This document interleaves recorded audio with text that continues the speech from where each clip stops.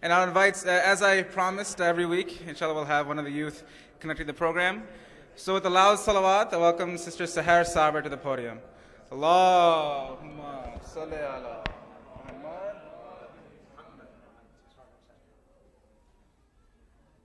Assalamu alaikum, everybody. Thank you so much for coming. I'd like to first congratulate you all on this auspicious occasion, the birth anniversary of our holy prophet Muhammad sallallahu alaihi wasallam.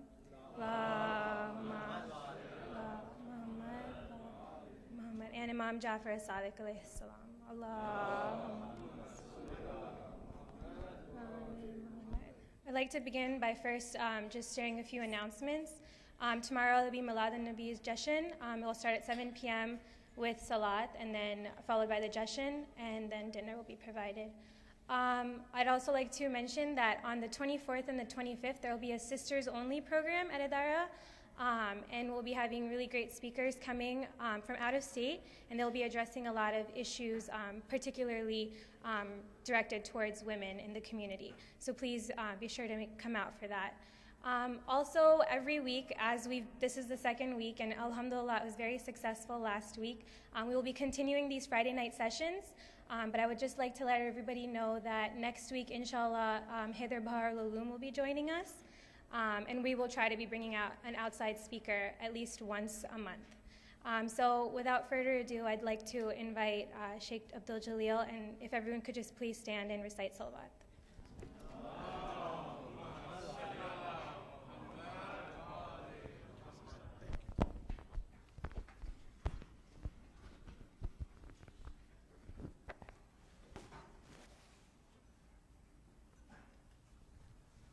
بسم الله الرحمن الرحيم الحمد لله رب العالمين والصلاة والسلام على أشرف الأنبياء والمرسلين سيدي وحبيبي ونور قلبي وثمرة فؤادي أبي القاسم محمد اللهم صل على محمد وآله وعلى أهل بيته الطيبين الطاهرين المعصومين الهاديين المهديين الذين أذهب الله عنهم الرجس وطهرهم تطهيرا اللهم صل على محمد وآل محمد وعجل فرجهم.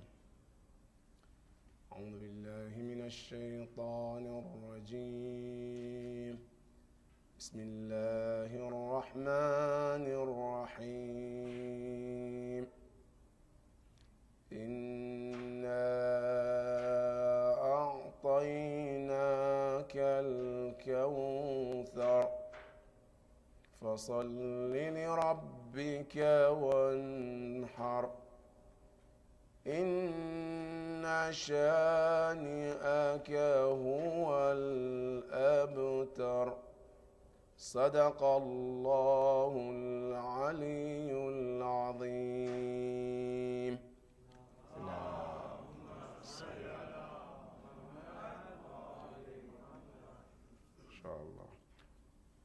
My dear brothers and sisters, Assalamu alaikum wa rahmatullahi ta'ala wa barakatuh.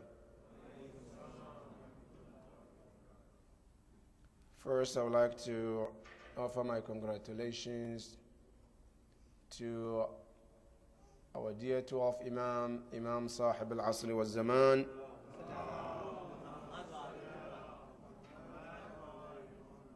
for the birth of his two grandparents, the Holy Prophet and Imam Ja'far as-Sadiq alayhi salam.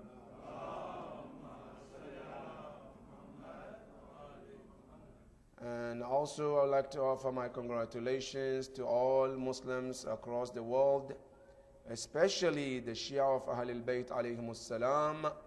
And most and foremost is for those of you who are here, may Allah subhanahu wa ta'ala help us to be the true followers of these great personalities, inshaAllah. Since today it happened to be their birthday and it's Friday, and I would like, before we go to our tafsir, I would like to mention something about them. I don't think it's fair to them that we do program on their birthday and not to talk about them, since everything's supposed to go back to them. So inshallah, I'd like to mention something about the Holy Prophet sallallahu alaihi wasallam, and so as our dear Imam Ja'far as-Sadiq alayhi salam.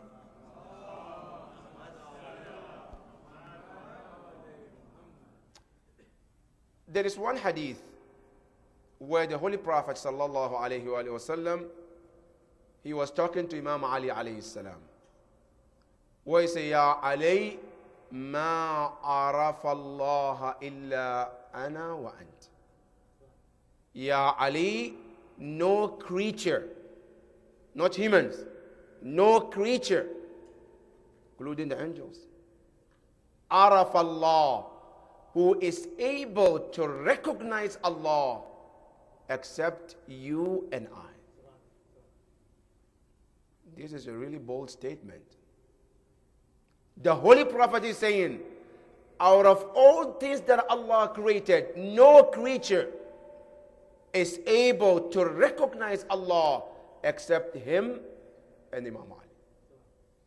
And then he continued the hadith, he said, Ya Ali, wama arafani illallah wa ant.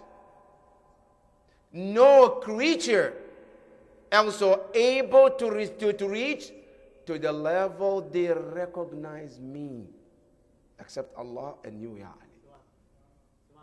And he said, Ya Ali, wama arafaka illallah wa ana. And nobody knows you except me and Allah. That is the Holy Prophet.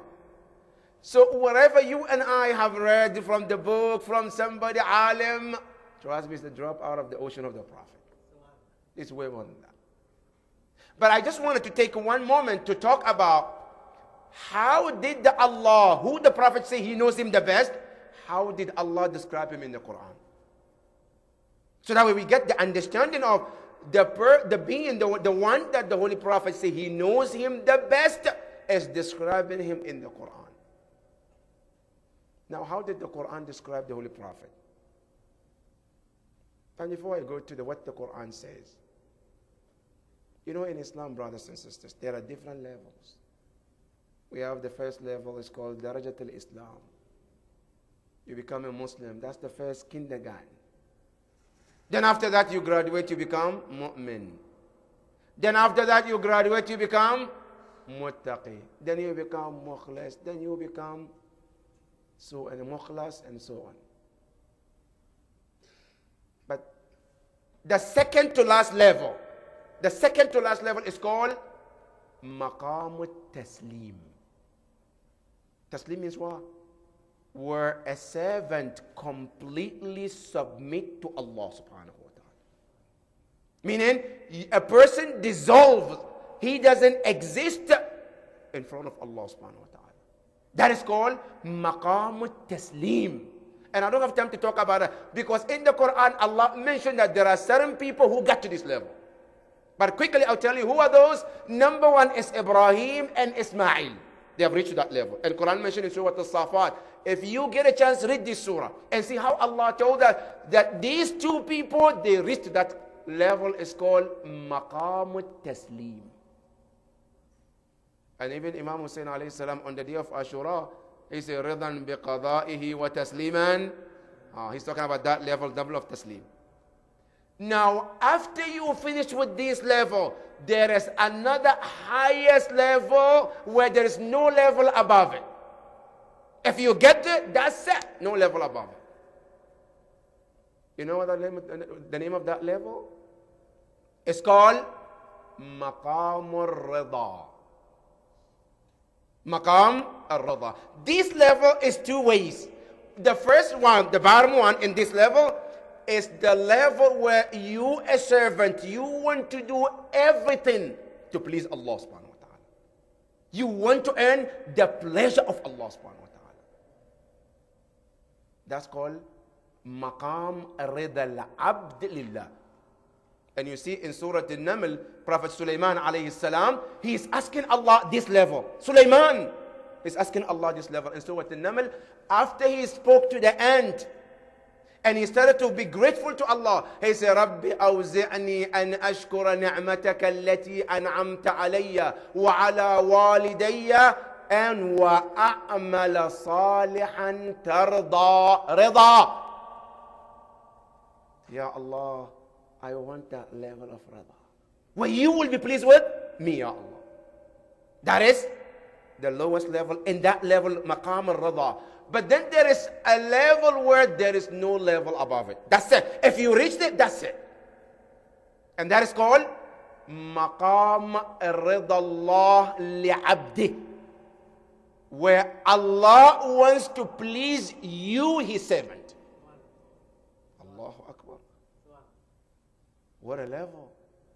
Now, you and I, from become Muslim, right? From the kindergarten. As you go, everything you do, you want to please him, until you get to the level of rida. The bottom one, you still want to please him. After that, the last level, he wants to please you. You know, in the world, no human being ever been able to reach that level except Rasulullah and Ahlul Bayt.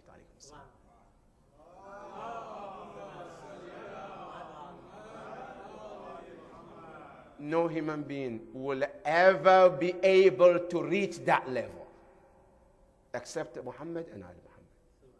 And Allah said in the Quran that, Ya Rasulullah, you have reached that level that where I want to please you. And you read that in Surah Al-Duha. He said, وَلَسَوْفَ يُعْطِيكَ رَبُّكَ فَتَرْضَى. Allah said, Ya Rasulullah, now it's not about you pleasing me. You have passed that level. Now it's about me who want to give you and give and serve you till the point you are pleased with your Rabbul Alameen. That is the maqam of Rasulullah sallallahu alaihi wasallam. And this is not a hadith. Quran, Allah is talking about the Holy Prophet sallallahu alaihi wasallam. And that is one of the highest level of Rasulullah from the Quran. Number two, about the level from the Quran as well. You see, Allah subhanahu wa ta'ala has 99 attributes. And we read that, Ya Allah, Al-Ghafur, Al-Shakur, Al-Wadud, and all that. But there is some attribute which belongs to Allah.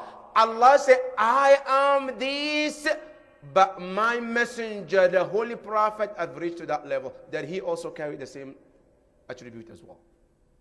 The attribute of Allah. Allah is saying, see, sometimes you and I, we can give people fake names, whether they deserve or they don't, whether it's real or not, we can. But Allah, when He describes somebody, is it real or am I or am I not? Or is real all the time? Now, one of the names of Allah we always read in our salah, Ar-Rahman Ar-Rahim, right?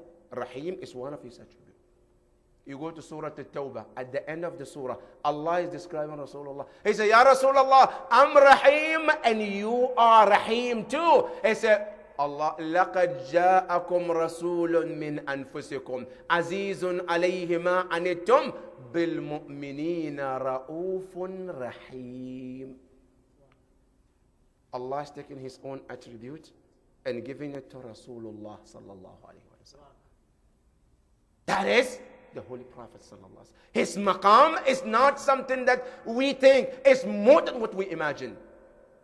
This is maqam and the level of the Prophet from the Quran. There are many in this world, before this world, after this world, Yawm al-Qiyamah. There is no time to talk about that. But this is something I want to share with you from the Quranic point of view.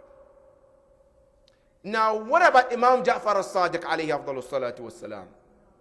Allah. This Imam Ja'far al-Sadiq is enough to know his level and his maqamat when we have 14 imams, 14 ma'soom. Out of the 14, there are 12 imams. No imam is we are being called by his name.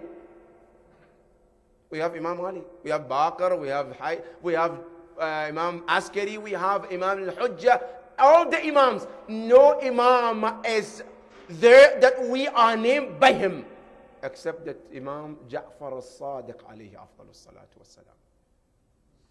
That today when they call us Ja'fari, where did the name come from? From the Imam Ja'far al-Sadiq alayhi salam.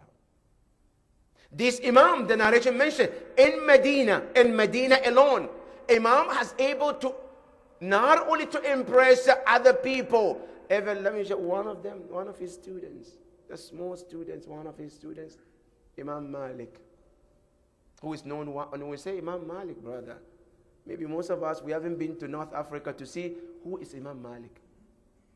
Imam Malik is not a joke. Imam Malik, when you go to North Africa, they have thousands and thousands of his followers. Up to date as we speak, there is a school of thought by his name. Not only that, Imam Malik was one of the muftis of Medina. That to the point where no scholar was allowed to open his mouth and speak or give fatwa when Imam Malik was in Medina. That is how powerful this Imam Malik was. So when we talk about Imam Malik, don't think that is somebody just walking, a small student. Imam Malik was a great student, and there is an event that took place to lead him to get to that level.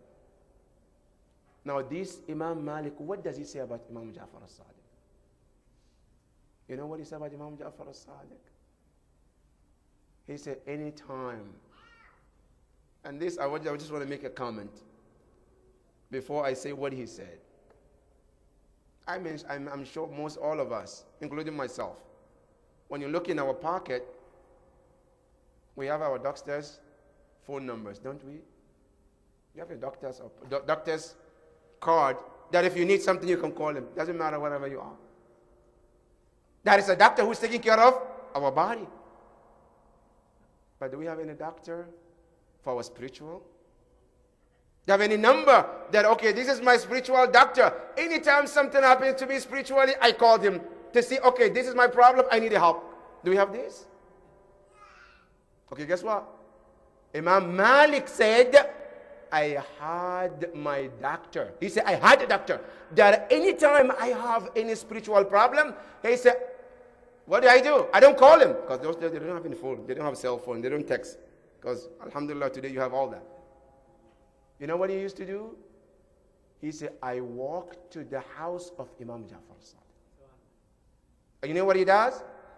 He said, all I need to do is to go and look at the face of Imam Ja'far al-Sadiq, and all my problem is solved, and I'm gone. Just looking at the face of Imam Ja'far al-Sadiq, he said, all my spiritual diseases is cured. That is Imam Malik. He's saying about Imam Ja'far al-Sadiq. And this one out of those students, and then thousands and thousands of them are there. Peace be upon them on the day they were born, and peace be upon them on the day they will be resurrected, inshallah. And may Allah help us to be the true followers of these Imams, inshallah. Now with this, we go back to our tafsir for the night, inshallah. As we all got into the emails, we are going to be talking about Ashabul Kahf quickly. But before I go, I just want to read the ayahs that we're going to be talking about. And it started from ayah number 9. أعوذ بالله من الشيطان الرجيم بسم الله الرحمن الرحيم أم حسبت أن أصحاب الكهف والرقيم كانوا من آياتنا عجبا إذ أوى الفتية إلى الكهف فقالوا ربنا آتنا من لدنك رحمة وهيئ لنا من أمرنا رشدا فضربنا على آذانهم في الكهف سنين عددا ثم بعثناهم لنعلم أي الحزبين أحصى بما لبثوا أمدا نحن نقص عليك نبأهم بالحق إنهم فتية آمنوا بربهم وزدناهم هدى صدق الله العلي العظيم اللهم صل على محمد.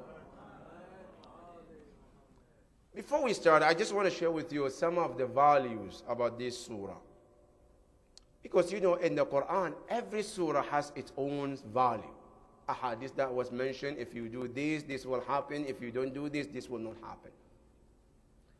One of the hadiths that they mention about this surah, was the Surah Al-Kahf, that the Holy Prophet stated that any person who has an habit of reading this surah every Jum'ah,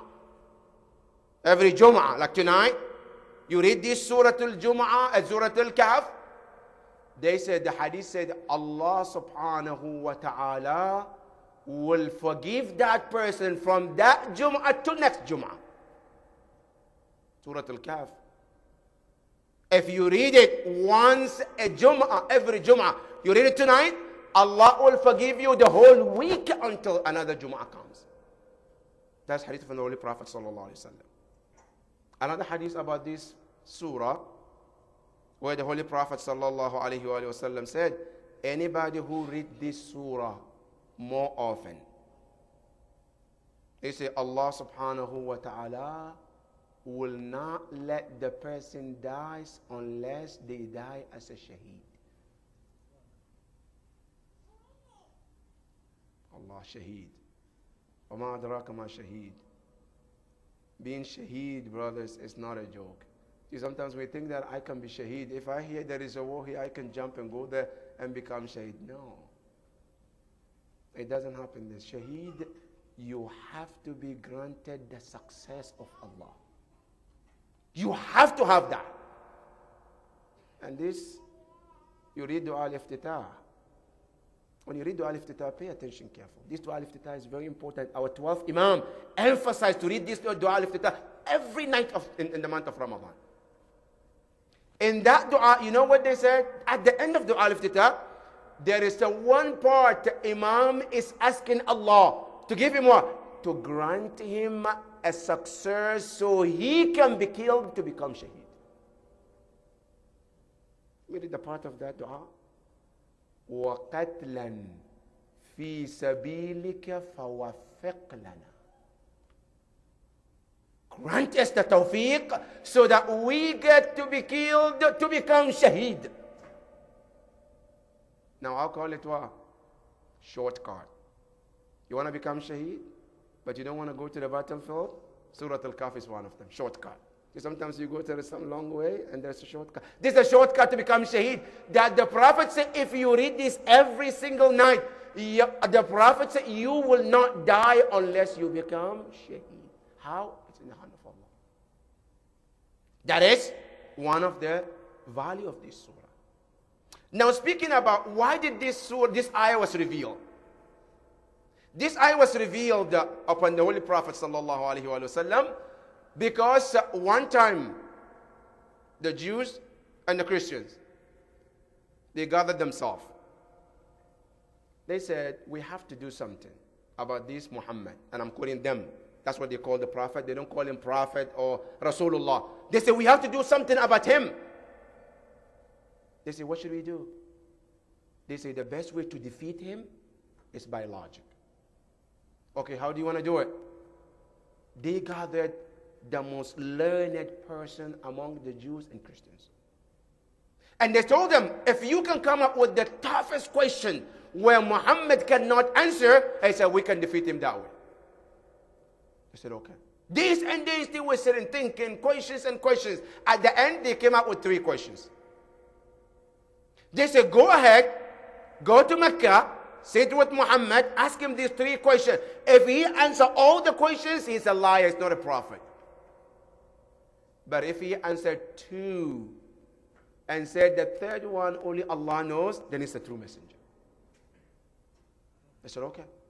They chose those scholars, learned people who know the history, who know the Bible, and know the Torah to go and ask this question to Prophet. They came to the Holy Prophet sallallahu alaihi wasallam. Ya Rasulullah, we have a question. What is the question? We have 3 questions. Go ahead. The first question, Ya Rasulullah, أخبرنا عن رجل طاف الأرض مشرقا ومغربا. Tell us about a man who is able to go around the globe 7 times a day.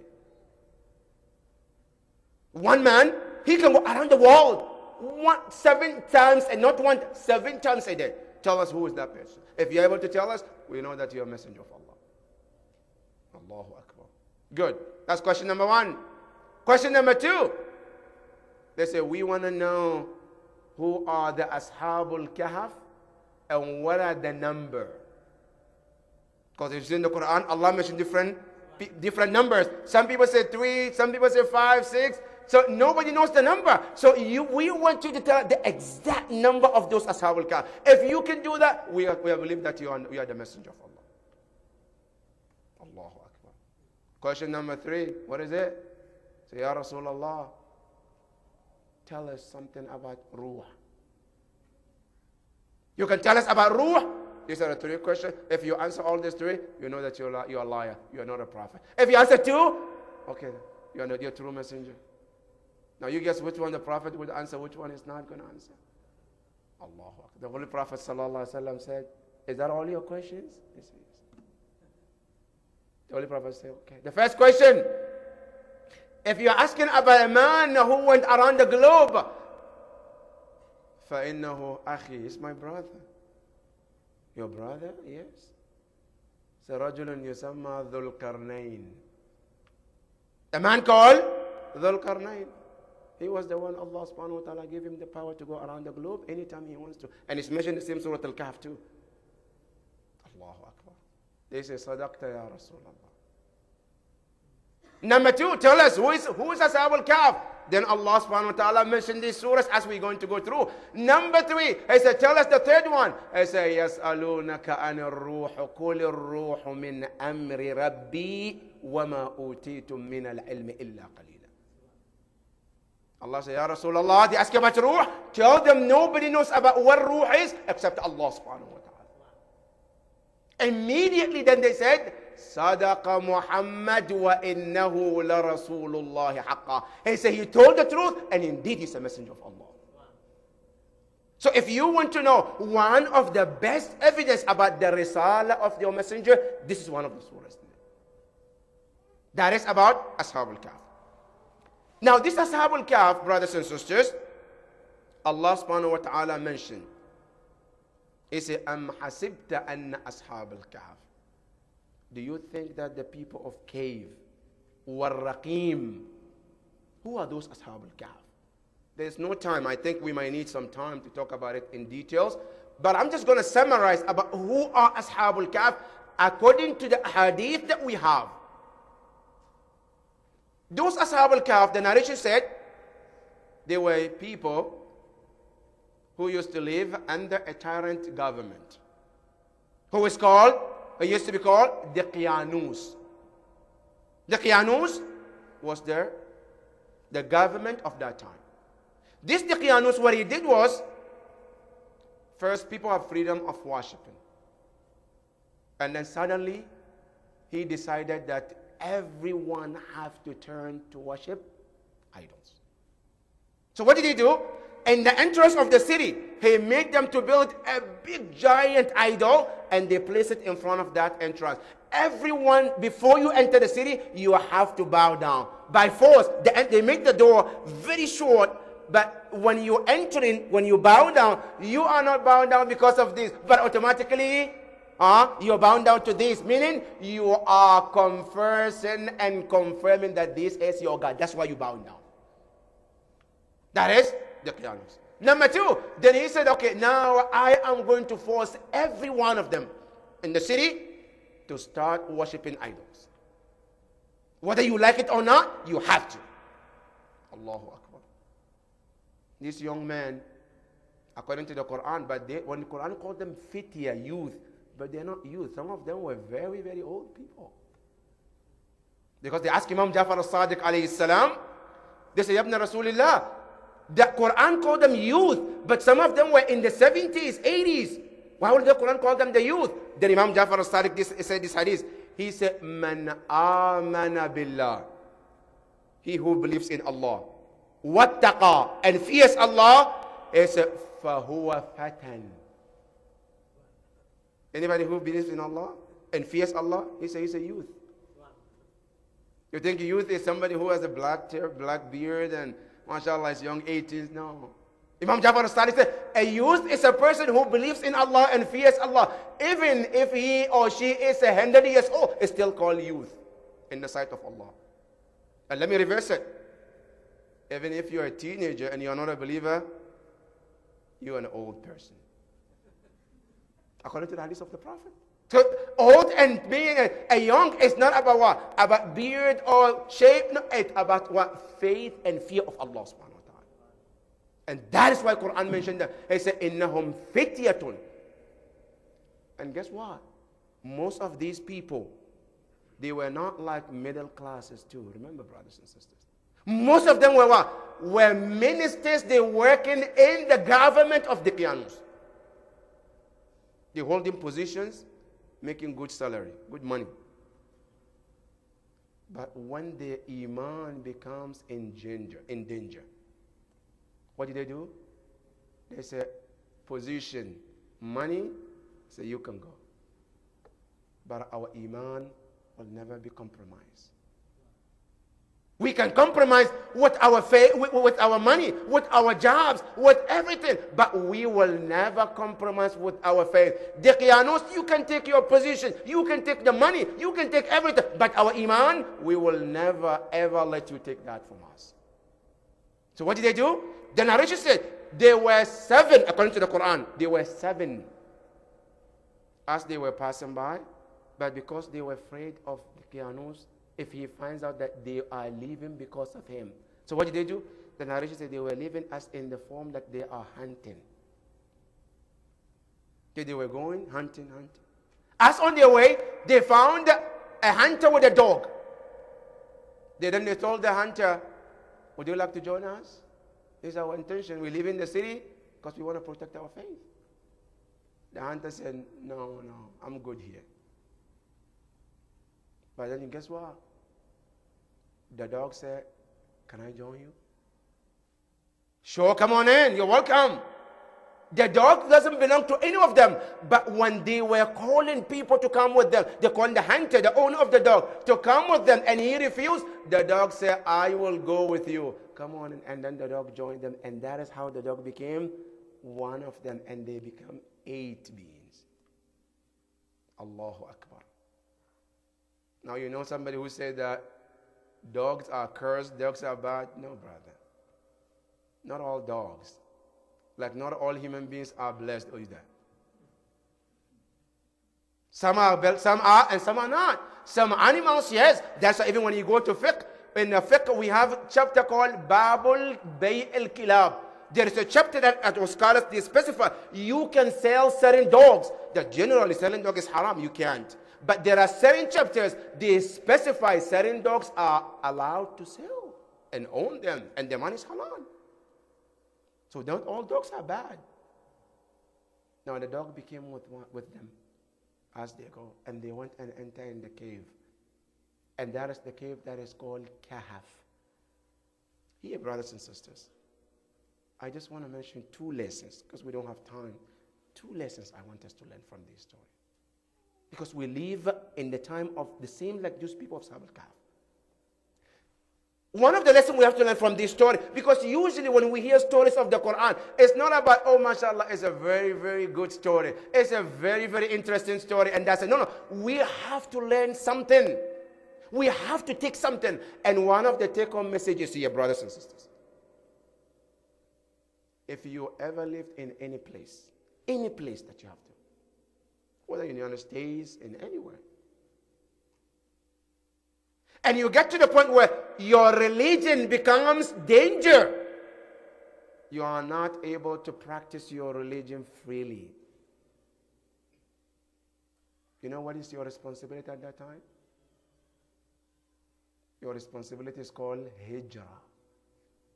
You have to leave that place and go somewhere else. It doesn't matter. They say, oh, I was born and raised here. I have this passport. I have green card. I have this. Oh, I'm used to this life. I can't live. Oh, it's too terrible over there. It's too dusty over there. Yes, Allahu Akbar, is too dusty better than your iman and faith? Your faith is not that important that you are ready to sacrifice your faith? Allahu Akbar. Ashab al-Kahf are teaching us in the Quran that if your faith ever come in danger, then nothing should be compromised at that point. This is called bottom line, principles.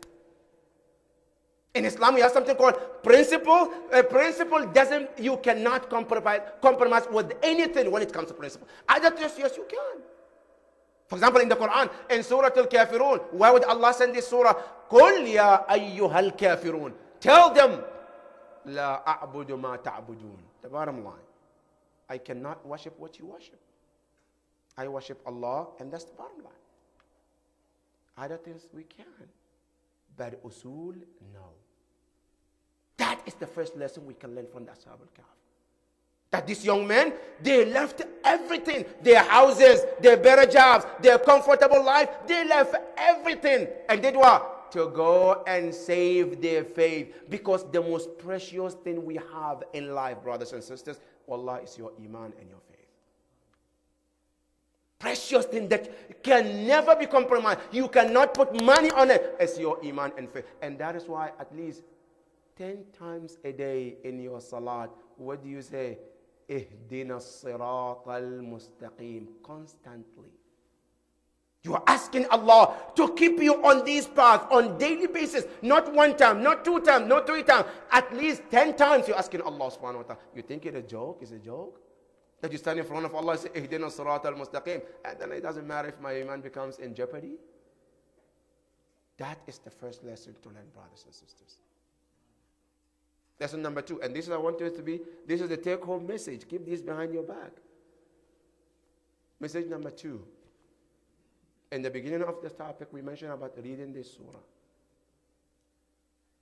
Let the one of the lesson to be reading Quran all the time.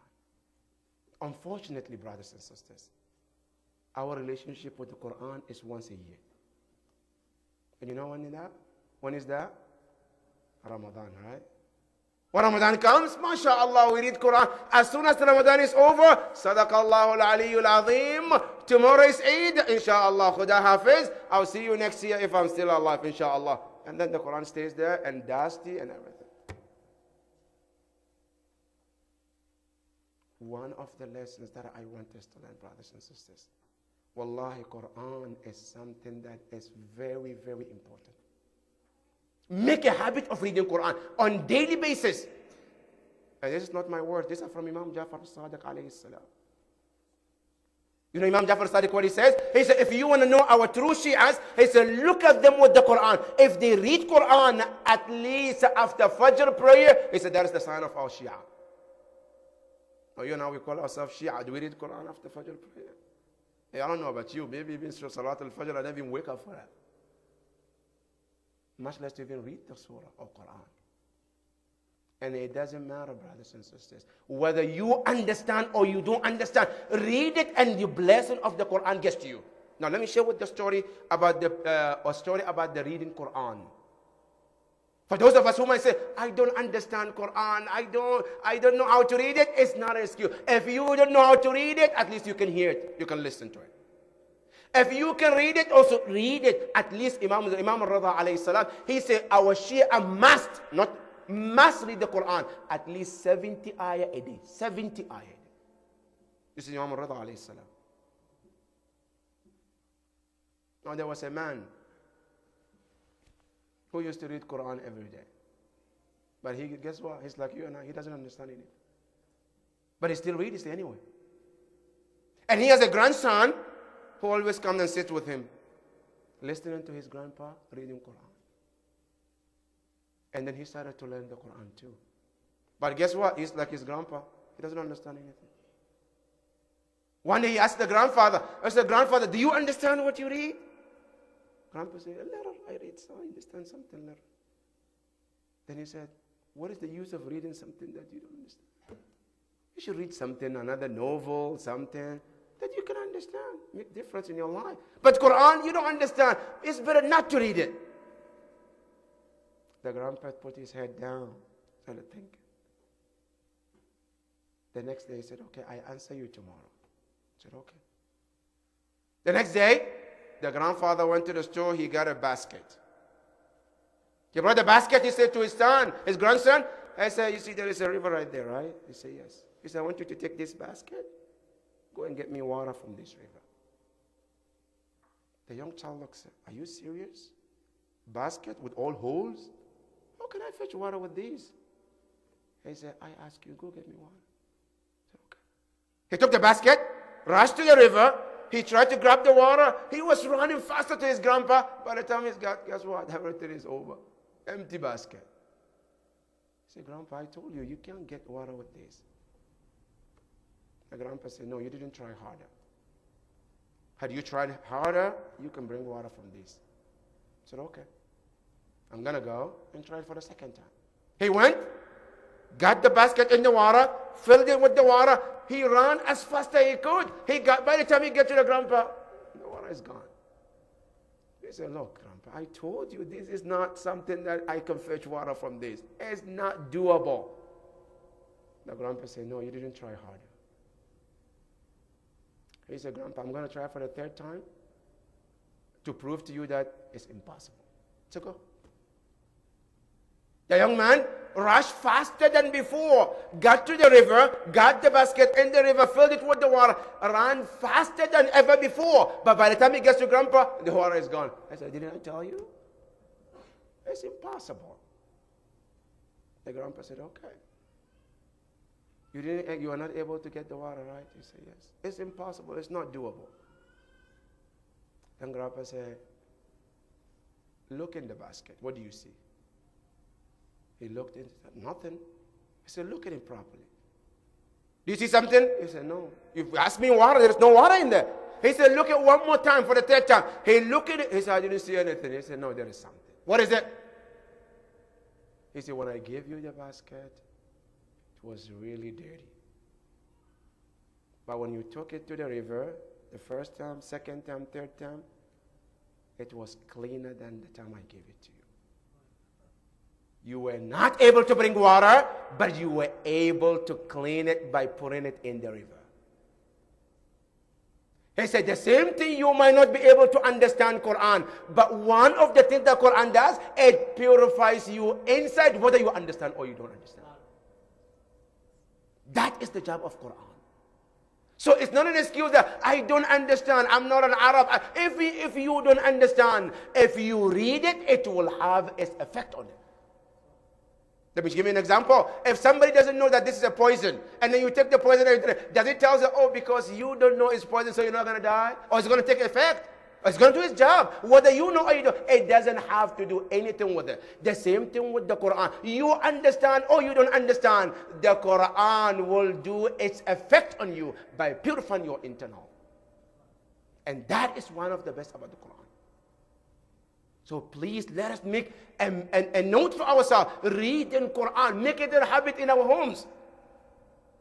A wife and a husband, start from you, please. Make it a habit. Make it a union to encourage your children on at least once a week. Make it like a gathering. You read one surah, your child, at least 10 minutes. I'm not asking 1 hour to say it's too much. No, 10 minutes. Once a week, all of us will sit as a family, a wife listening and reading, a father reads, a child reads. At least make it a habit so our children learn about Quran. That is one of the lessons that I want us to take home, brothers. That is 2 lessons. One is the first one we mentioned. The second one is what we said. Inshallah, let this be your first week homework. Inshallah, by next week. Because we try, inshallah, every week to give some, because brothers and sisters, wallah, it's useless if we come here, listen to the lecture, and we go, and then we come every day and go. This is useless. You better been sleeping home, brother. If we want to change ourselves spiritually, every week some type of change have to come in your life. Make it at the point that I have to do something. I have to change. Every one of us, mashallah, if I have a job that pays $10, I want $12. I want $15. If I have $15, I want $20. But spiritually, no, zero. Make it a point that every single day, brothers, every week, we will have a personal homework for myself and all of us. So our homework is one, at least, start the habit of reading Quran daily. And listen, brother, don't start 1 hour every day. No, because I know it's not going to work. Sometimes we say, okay, inshallah, tomorrow I'm going to start, and I'm going to sit there during 3 hours, and then the next day, what? 0. No. Just start with something little, 10 minutes. 10 minutes of your life, I'm going to read Quran 10 minutes. And keep it habit on daily basis. And as you become good at it, increase another 5 minutes. And you get better and better and better. May Allah subhanahu wa ta'ala help us to do so, Ya Rabbil Alameen. Wa sallallahu ala Muhammadin wa ali Muhammad. Allah. Inshallah, now we go to the